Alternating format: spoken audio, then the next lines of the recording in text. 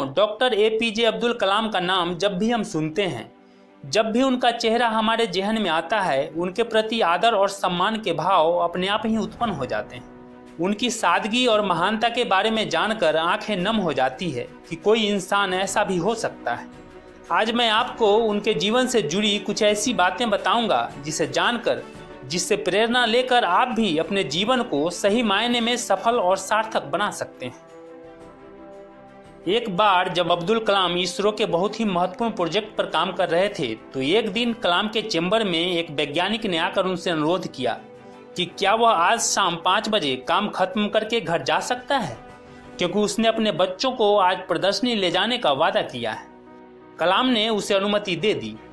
वह वैज्ञानिक खुशी खुशी फिर काम पर लग गया। उसके बाद वह वैज्ञानिक काम में इतना लीन हो गया कि उसे अपने बच्चों से किए वादों का भी ख्याल नहीं रहा। उसे इस बात की सूझ तब लगी जब उसने अपनी घड़ी देखी, जिसमें 8:30 बज चुके थे। यह देखकर वह जल्दी जल्दी डॉक्टर कलाम के चैम्बर में पहुंचा, परंतु वे वहां नहीं थे, तो उसे बहुत निराशा हुई। उसे अपने बच्चों से किए वादे न पूरा करने का दुख था। वह उदास मन से अपने घर लौट आया।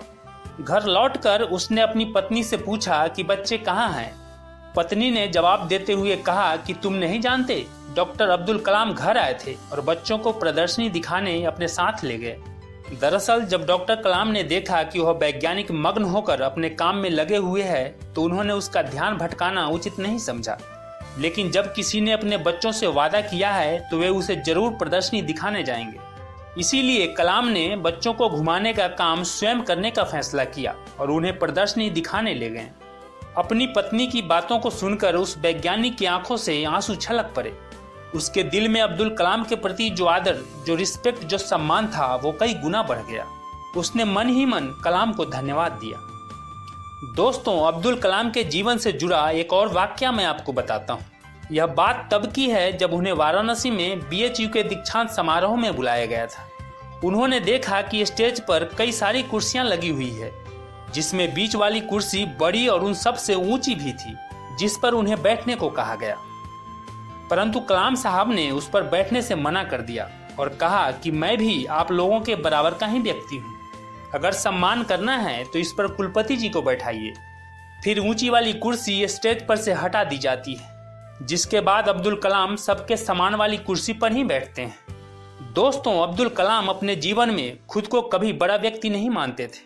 वे अपने आप को सबके बराबर एक समान समझते थे और अपनी इसी समानता के भाव के चलते अब्दुल कलाम साहब कुरान और गीता दोनों का अध्ययन करते थे।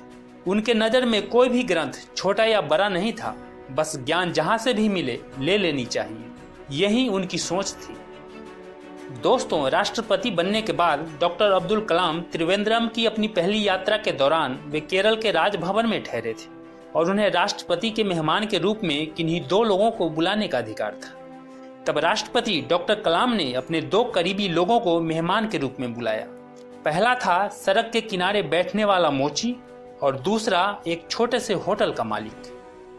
दोस्तों, अब्दुल कलाम का संपूर्ण जीवन इंस्पिरेशन की वो पावर हाउस है जिससे कोई भी व्यक्ति बहुत कुछ सीख सकता है। अपने अंडर काम करने वाले वैज्ञानिक के बच्चों को प्रदर्शनी दिखाने की बात हो, या दीक्षांत समारोह में एक समान कुर्सी पर बैठने की बात हो, या फिर राष्ट्रपति मेहमान के रूप में सड़क के किनारे बैठने वाले मोची और छोटे से होटल के ऑनर को बुलाने की बात हो, इन सब से ये बात साफ झलकती है कि अब्दुल कलाम किसी को भी अपने से छोटा नहीं समझते थे और यही बात उनको और महान बनाती है। छात्र हों, युवा हों या कोई